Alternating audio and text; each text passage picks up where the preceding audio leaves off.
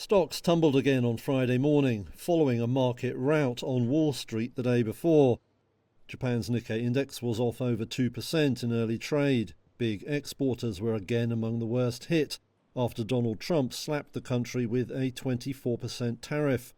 Chip gear maker Advantest was down about 8% early on.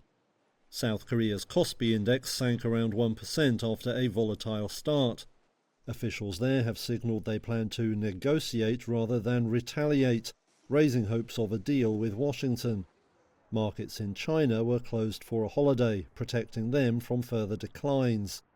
It all follows a bewildering day on Wall Street, which saw some $2.4 trillion wiped off the value of stocks on the S&P 500 index.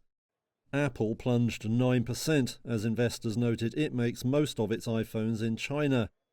The sell-off followed Trump's move to hit countries worldwide with steep tariffs.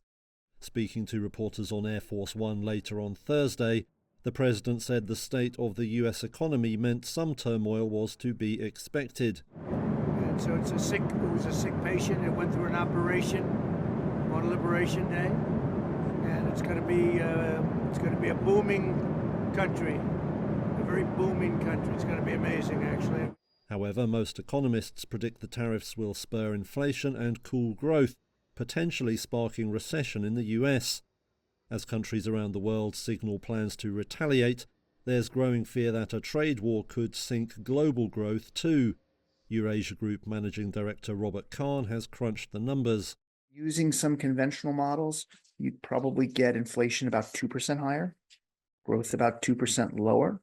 And of course, the U.S. economy is already facing some material headwinds. So this is a pretty significant shock. But as I emphasize, tremendous uncertainty around those numbers. Such fears over growth have sent oil prices tumbling, with international benchmark Brent crude dropping over 6% on Thursday.